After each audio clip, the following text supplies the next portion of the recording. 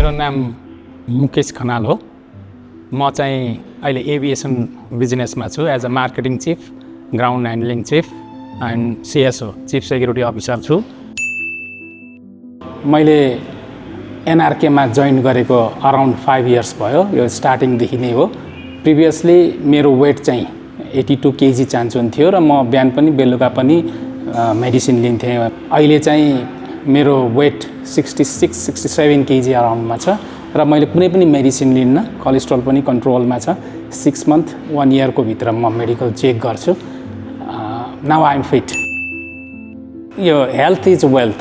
मैले अहिले इन्भेस्टमेन्ट यो कारणले गरेको छु कि फ्युचरमा मलाई रिटर्न त्यही अनुसार हुन्छ। अर्थात् लास्ट इयर म बिरामी थिएँ। अर्थात् 5 वर्ष पहिला जुन हिसाबले मेरो हेल्थ थियो, अहिले मैले 5 वर्षसम्म जुन इन्भेस्ट गरेको छु, now I am getting well.